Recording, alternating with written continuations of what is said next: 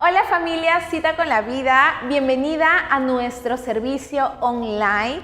Si eres nuevo y estás viendo este servicio por primera vez, recibe nuestros saludos. Te animo a que puedas compartir este video con todos tus amigos mediante tus redes sociales. Así vamos a llegar a muchas más personas. No te olvides de alistar tu cuaderno, tu lapicero y tu Biblia para poder apuntar todo lo que Dios quiere hablarnos el día de hoy. Te animo a que puedas abrir tu corazón y poder conectarte con nosotros. Acompáñame a aperturar este servicio. Señor, muchas gracias por el día de hoy, Señor. Declaramos, Señor, los cielos abiertos, Señor, a favor de ese servicio, Señor. Declaramos un servicio de victorias, Señor. Gracias. Bendecimos la palabra, Señor, que va a compartir, Señor, nuestro pastor, Señor, que esa palabra que es de bendición, Señor, que es de esperanza, llena de fe, Señor, para cada uno de nosotros, Señor, que nos reta y que nos desafía, Señor. Gracias por esa palabra, Señor. Abre nuestra mente, Señor, abre nuestro corazón, Señor, para poder entender lo que tú quieres hablarnos, Señor. Gracias, Señor. En el nombre de Jesús, amén y amén. Buenos días, hermanos. El Señor les bendiga. Un abrazo y un beso virtual como todas las semanas. Gracias le damos a Dios por concedernos la dicha y el privilegio de ser portadores de la palabra del Señor. Y nosotros con mi esposa bendecimos la vida de cada uno de ustedes, agradecidos a Dios por permitirnos ser parte de esta comunidad cristiana llamada Cita con la Vida aquí en el Perú. Y reciban nuestra bendición, mis hermanos, y un saludo cordial a todas las personas que por primera vez se añaden a este grupo, a este video. Esperamos que todos seamos bendecidos por la palabra, así es que vamos a abrir nuestra Biblia y sobre todo también nuestro corazón. Quiero invitarles al Evangelio según San Juan, capítulo 6. Vamos a lecturar del verso 1 en adelante. Yo voy a hacerlo desde la pantalla y usted sería bueno que lo haga ahí en la comodidad de su casa, lecturando su Biblia que tenga a la mano. Dice así la palabra del Señor. Después de esto, Jesús fue al otro lado del mar de Galilea, el de Tiberias, y le seguía gran multitud. Escuche, y le seguía gran multitud de personas, obviamente, porque veían las señales que hacía en los enfermos. Entonces subió Jesús a un monte. Y se sentó allí con sus discípulos. Y estaba cerca la Pascua, la fiesta de los judíos. Cuando alzó Jesús los ojos y vio que había venido a él gran multitud, dijo a Felipe: ¿de dónde compraremos pan para que coman estos? Pero esto decía para probarle, porque él, o sea Jesús, sabía lo que había de hacer. Felipe le respondió: 200 denarios de pan no bastarían para que cada uno de ellos tomase un poco. Uno de sus discípulos, Andrés, hermano de Simón Pedro, le dijo: aquí está un muchacho que tiene 5 panes de cebada y 2 pececillos, mas ¿qué es esto para tantos? Entonces Jesús dijo, claro, como ninguno le dio la salida, él dijo: haced recostar la gente. Recuerde lo que leímos hace un rato. Él le hizo una pregunta a Felipe, aunque él sabía lo que tenía que hacer, pero se la hizo para sencillamente probar a ver qué decían sus discípulos. Entonces, como ninguno de sus discípulos respondió como él esperaba que lo hicieran, él dijo: haced recostar a la gente. Y había mucha hierba en aquel lugar, así que era un lugar bastante cómodo para que se recostaran, y se recostaron como en número de 5.000 varones. Significa más o menos que si hubieran habido otro tanto de mujeres, por ahí algunos calculan que con niños y todo puedan haber llegado hasta 15.000. Pero dejémoslo en 10.000 nada más, un número bastante moderado. 10.000 personas que alimentar en todo un lugar.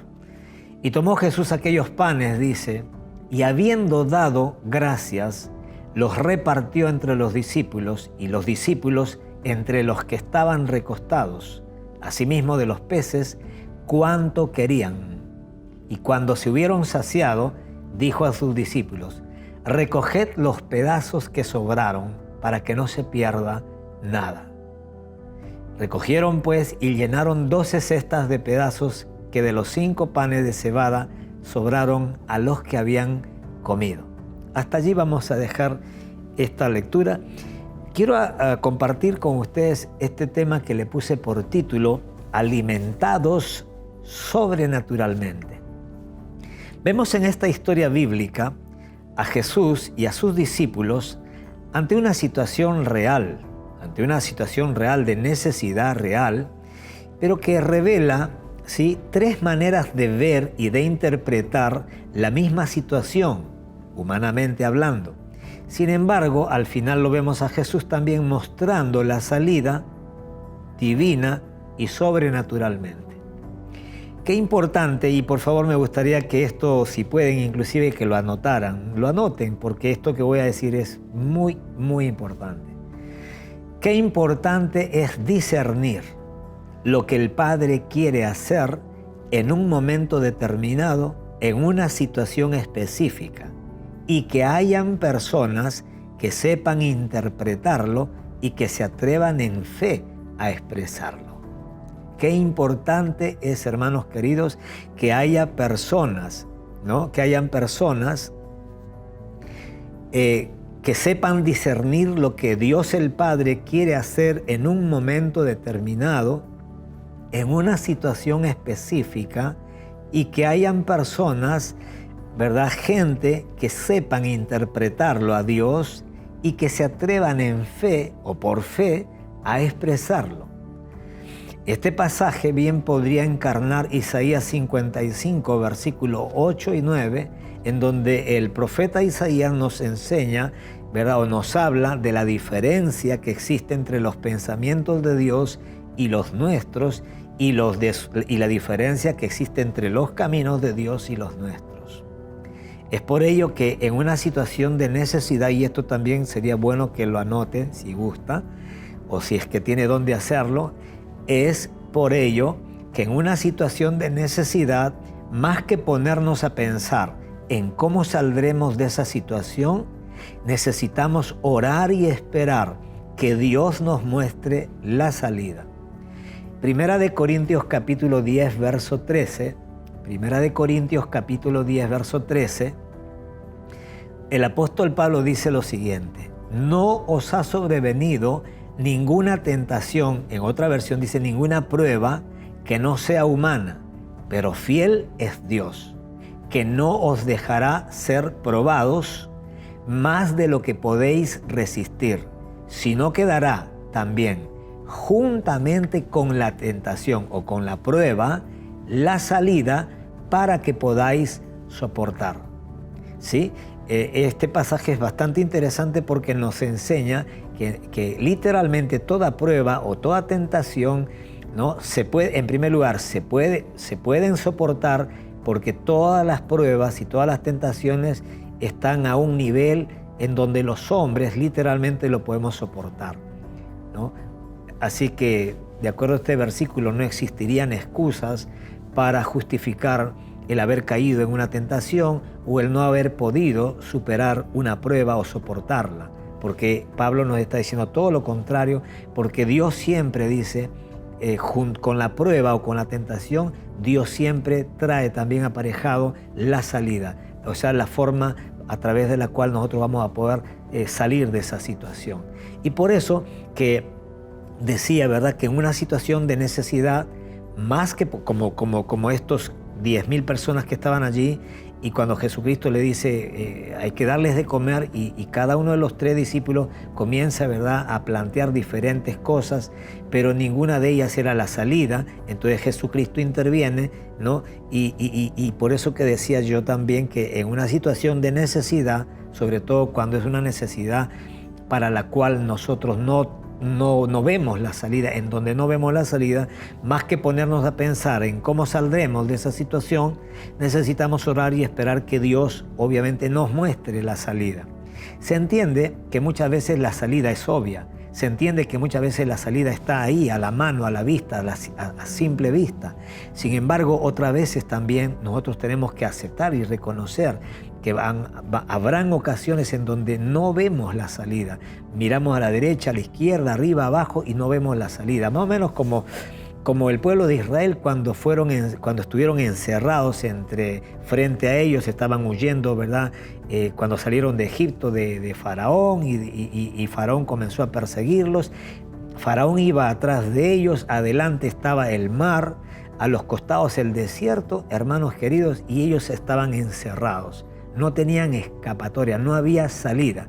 Sin embargo, vemos cómo Dios sobrenaturalmente le indicó a Moisés ¿verdad?, que golpeara con la vara el mar para que el mar se abriera. El mar se abrió y dejó ver justamente un camino, el camino a través del cual ellos pudieron librarse obviamente de la mano del enemigo que venía con intenciones de matarlos o por lo menos de volverlos a llevar a la esclavitud de donde ellos habían sido liberados por Dios. Entonces nos damos cuenta que muchas veces la salida estará a la vista, sin embargo otras veces no la hallaremos por ningún medio humano. Y cuando no la encontramos a través de medios humanos, como el pueblo de Israel, entonces es tiempo de buscar una salida sobrenatural, una salida que solamente la podemos encontrar en Dios, ¿sí? Así que yo no sé cuál será la situación que usted esté atravesando, sin embargo quiero animarle a través de esta palabra a que si usted no ve la salida a la mano, no la tiene cerca, entonces quiero invitarlo y animarlo a que busque a Dios y busque en Dios la salida. Dios siempre tiene una salida para cada una de las situaciones de necesidad o de cualquier circunstancia que usted y yo podamos estar viviendo, ¿ok? Muchas veces la salida, dicho sea de paso, esto lo digo a manera de un pensamiento, de una reflexión o de una máxima, si usted quiere llamarlo así, muchas veces la salida no ha consistido en hacer algo, porque dicho sea de paso también nuestra naturaleza humana, siempre pensamos que cuando estamos ante un imposible, nosotros podemos hacer algo, ¿no? Pero muchas veces la salida no ha consistido en hacer algo, sino más bien en estarse quietos o en cantar, por ejemplo, alabanzas. Y esto es una locura para la mente racional, para la mente natural, para la mente de las personas que no han sido renovadas en su entendimiento. Pero ¿cómo puede ser posible que esté cayéndose el mundo y tú no haces nada, y estás quieto, y estás cantando alabanza, y estás adorando al Señor, y no pones manos a la obra? A veces la gente a la gente que tiene una mente natural, que no conoce estos principios que estamos nosotros transmitiendo a través de esta palabra, ¿no? En este momento, al no conocer y entender que el reino de Dios tiene recursos sobrenaturales, obviamente la gente puede pensar que nosotros somos indiferentes a los problemas en algún momento, obviamente, o que somos gente, ¿verdad?, perezosa, o que somos gente que literalmente no nos importa salir de una situación. Pero no es el caso, ¿no? Por lo menos el mío no es, y espero que el de usted también no lo sea, sino que muchas veces cuando sabemos que humanamente no podemos ver la salida, entonces, ¿para qué hacer tanto esfuerzo, ¿no? En Salmo 46:10, el salmista dice algo poderoso: estad quietos y conoced que yo soy Dios. Seré exaltado entre las naciones, enaltecido seré en la tierra. Estad quietos y conoced que yo soy Dios. Ahora, 2 Crónicas 20:17, este es un pasaje en donde nos hablan de una guerra, de un ejército adversario, ¿no?, que viene contra el ejército del pueblo de Israel, y Dios le habla al pueblo y le dice: no habrá para que peleéis vosotros en este caso. Quiero por favor que nos detengamos en esa expresión.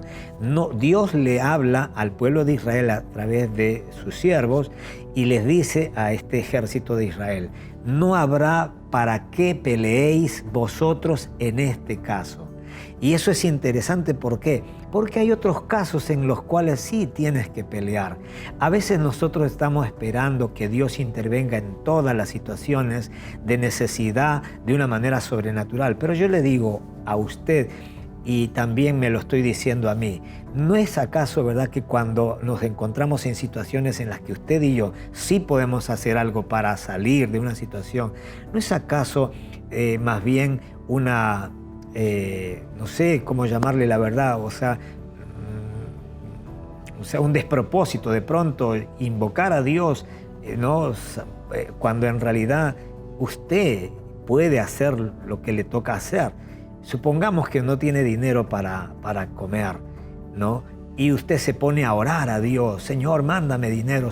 Yo digo, ¿no es más fácil salir a la calle, vender algo, hacer algo, tocar la puerta, le limpio la casa, le barro afuera, le limpio el carro? No es más fácil, o sea, no está la salida en nosotros. A veces yo veo personas que esperan que Dios haga un milagro en situaciones que no necesitas un milagro. ¿Por qué? Porque el milagro lo puedes hacer tú, trabajando, esforzándote, ¿no? Por eso que dice acá, no habrá para qué peleéis vosotros en este caso. En ese caso, obviamente, que estaban viviendo los israelitas, era un caso bastante serio, donde varios ejércitos se habían confabulado para hacer guerra contra el rey de Israel. Y obviamente era un imposible. Entonces Dios les da una palabra, ¿no? al pueblo de Israel a través de su siervo, y le dice, paraos, estad quietos y ved la salvación de Jehová con vosotros. Oh Judá y Jerusalén, no temáis ni desmayéis, salid mañana contra ellos, que Jehová estará con vosotros. Esténse quietos. Oh, pastor, estoy en un problema, pastor, ¿qué hago? No sé. Dios te dice de pronto, estate quieto. En esta situación que estás viviendo, imposible, no hagas nada más bien. Estate quieto. Ponte a orar, ponte a cantar alabanzas, adora a Dios.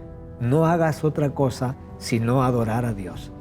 Y deja que Dios obre sobrenaturalmente en tu necesidad, en tu situación familiar, en tu matrimonio, en la mente, en el corazón de tus hijos, sencillamente. Y usted descanse en la presencia del Señor.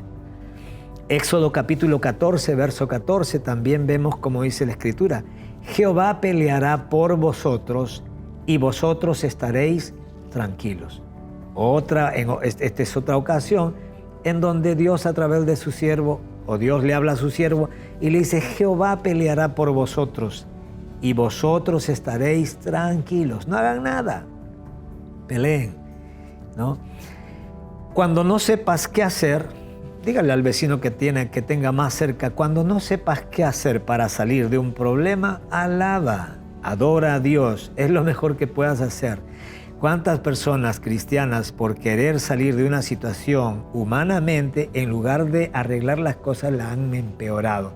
¿Por qué? Y bueno, porque justamente, mis hermanos, cuando nos encontramos ante imposibles, los imposibles nos recuerdan que justamente nosotros tenemos limitaciones, pero el Dios al que nosotros invocamos, todo lo que para usted y para mí nos es imposible, para ese Dios al que invocamos es posible, porque ese es el ámbito de su ejercicio, ¿no? Ese es el ámbito, lo imposible es el ámbito, ¿verdad?, de su jurisdicción. Eso es lo que le gusta a Dios, intervenir en cosas donde los hombres ya no pueden intervenir, y así intervinieran no pueden hacer nada a favor, ¿no? Bien, entonces, cuando no sepas qué hacer o no sepamos qué hacer, alabemos y adoremos a Dios. Seguramente Dios hará grandes cosas, grandes maravillas, y nuestros ojos lo verán y daremos testimonio de cómo Dios intervino sobrenaturalmente en una situación en donde nosotros literalmente estábamos, de verdad, atados de pies y manos. Ahora, en el versículo 2 del pasaje inicial que leímos de Juan capítulo 6, en el versículo 2, ¿no?, se pone de manifiesto el por qué las multitudes le seguían a Jesucristo. ¿Por qué? Dice, porque veían las señales que hacía en los enfermos. En otras palabras, esas multitudes de personas, como hoy en día también hay multitud de personas que buscan a Dios, que buscan a Jesús, invocan el nombre de Dios, invocan el nombre de Jesucristo y lo siguen, pero por curiosidad, como esta multitud que lo seguían para ver qué hacía con los enfermos, ¿no? Para ver lo que hacían con los enfermos, ¿no?, las señales que hacían, y por intereses personales, obviamente. Ahora, es de notar cómo las multitudes, por favor, síganme en esto, por favor, es de notar cómo las multitudes cuando leímos al principio, dice que las multitudes lo siguieron hasta arriba. O sea, Jesucristo estaba con las multitudes, luego Él subió al monte con sus discípulos, pero cuando se dio cuenta levantó los ojos y, oh maravilla, la multitud lo había seguido. O sea, hubo una multitud que se había esforzado por seguirlo. ¿Pero por qué? Porque querían un milagro, porque querían que Dios haga un milagro, o porque querían ver milagros por curiosidad, como dije hace un momento. Y es de notar cómo las multitudes lo siguieron hasta arriba del monte. Escuche, y cómo a pesar de conocer Jesús, lo que movía a esta gente a buscarlo, no tuvo ningún problema de mostrarles su amor y su gracia, ya que Él no vino para acusarlos ni para condenarlos, ¿verdad? De nada, sino más bien Él vino para salvarlos, pues esa es la voluntad de Dios. En Juan capítulo 3, 17, dice la Escritura, porque no envió Dios a su Hijo al mundo para condenar al mundo, menos para acusarlo, sino para que el mundo sea salvo por Él, ¿no? Entonces, cuando nosotros leemos esto, uno dice, wow, con razón Jesucristo, aunque sabía que mucha gente, multitud de personas lo seguían por curiosidad, por intereses personales, o sea, por sencillamente por tratar de sacarle un milagro y luego se iban a seguir viviendo la vida loca.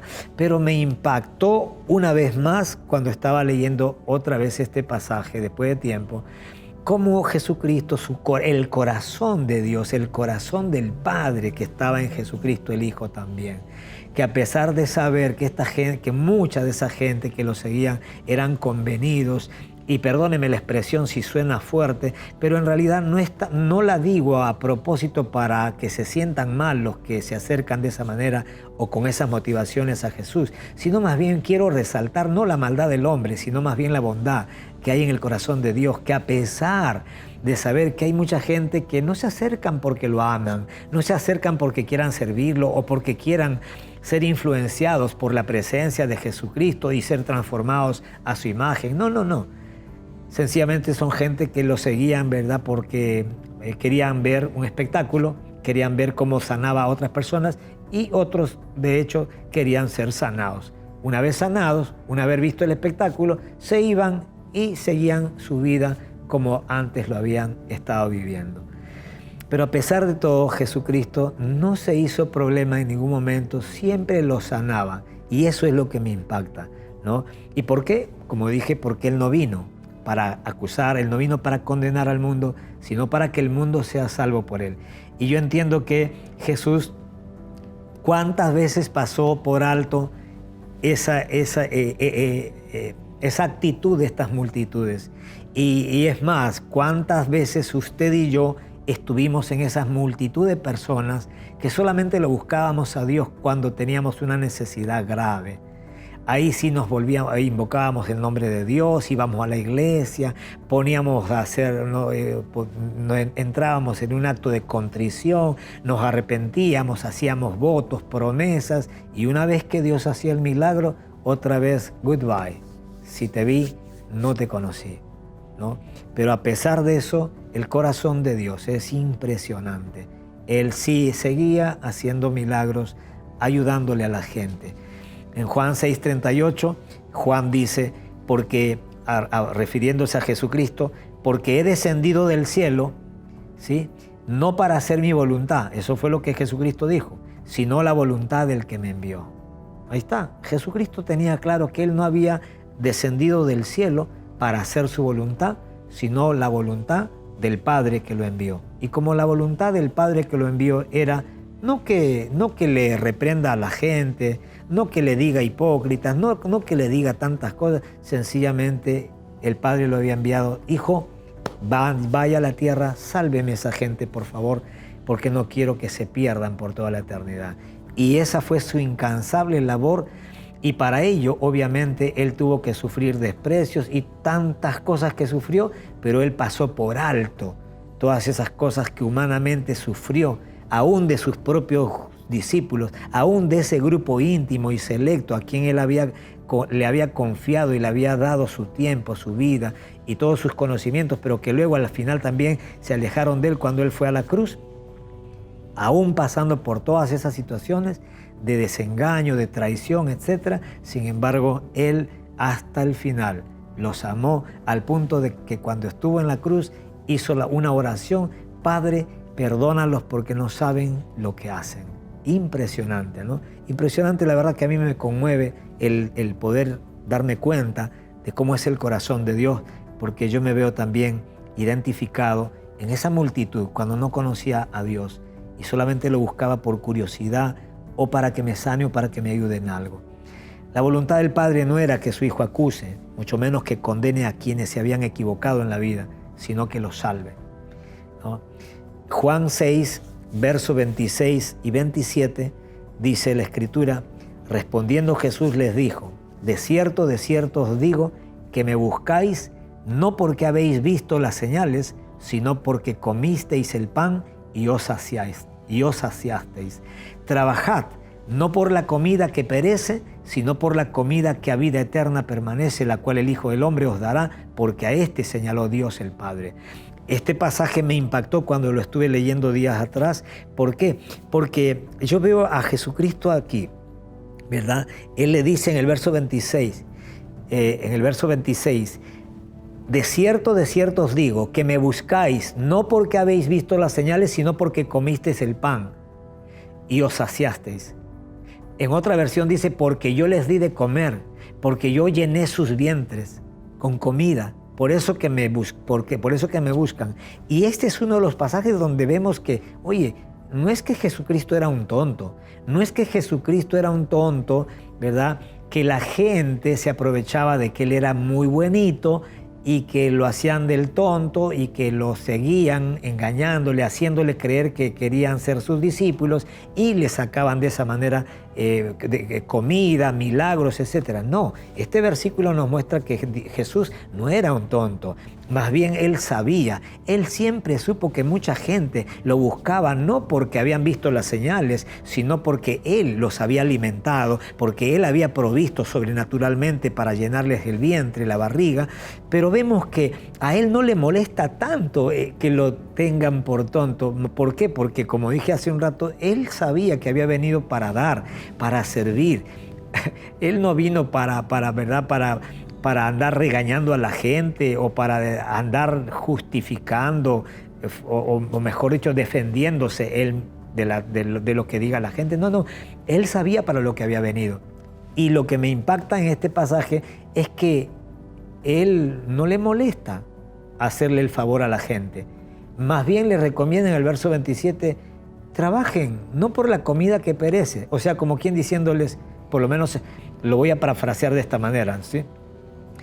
Gente, miren, yo no tengo ningún problema de darles de comer gratis. Ojo, se los doy de comer porque mi Padre es bueno y mi Padre me ha dicho que yo venga a servirles y mi Padre me ha dicho que yo venga para salvarles.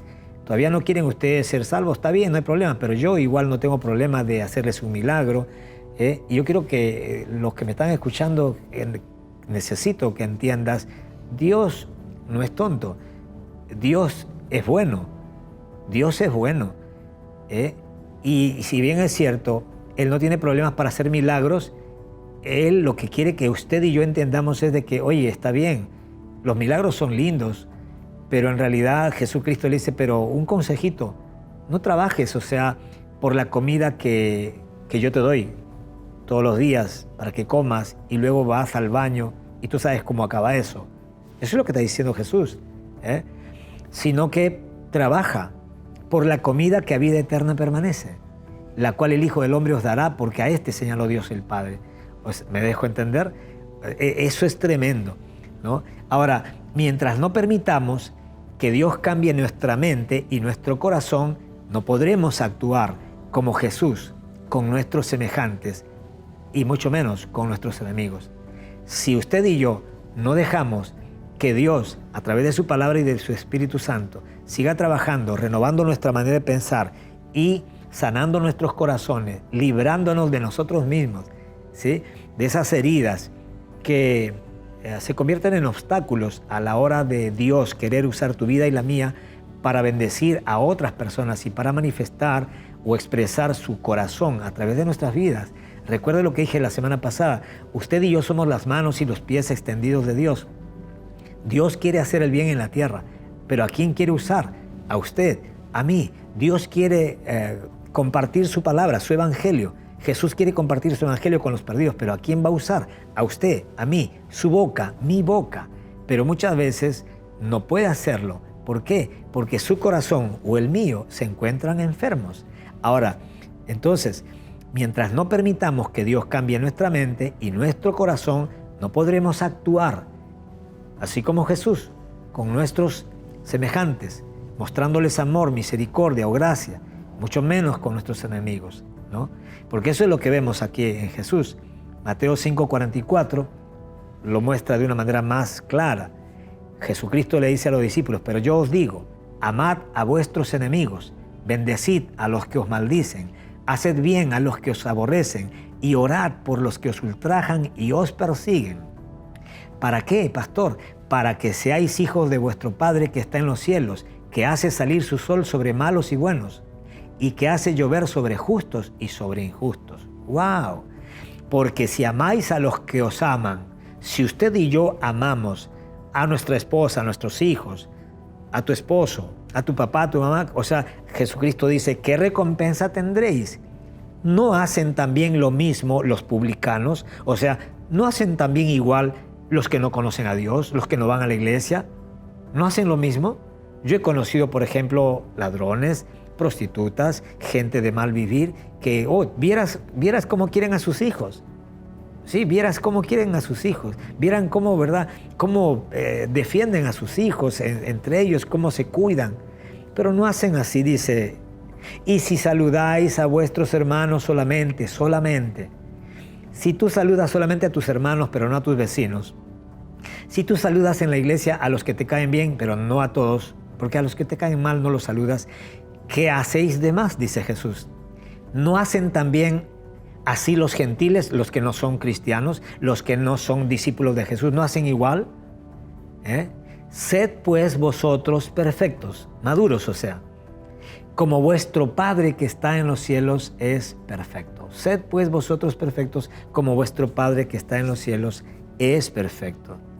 Dios el Padre siempre ha querido que sus hijos no solo seamos la expresión de su amor y de su gracia, sino también la extensión de su misericordia.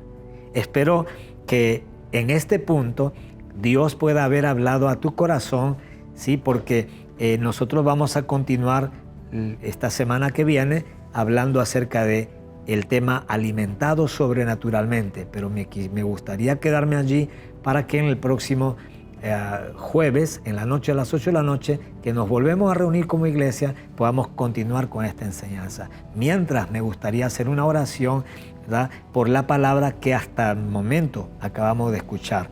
Padre, en el nombre de Jesucristo, queremos darte gracias, Dios, por este tiempo.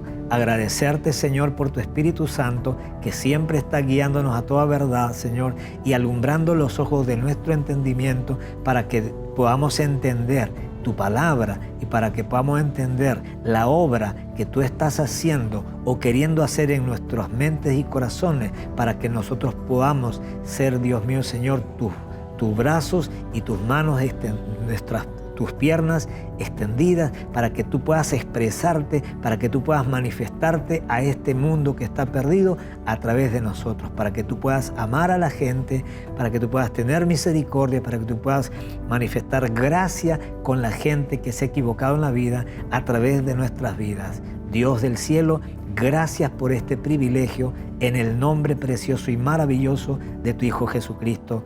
Amén y amén. Amén, hermanos queridos. Que el Señor les bendiga. Ha sido un gusto poder comenzar con este tema esta mañana y espero que el día jueves volvamos a reunirnos a las 8 de la noche para terminar este tema, ¿sí? Les animo a compartir con sus familiares, los amigos, pásenle el link de esta prédica, ¿no?, para que también estas personas puedan ser edificadas en su vida espiritual. El Señor les bendiga, nos estamos viendo.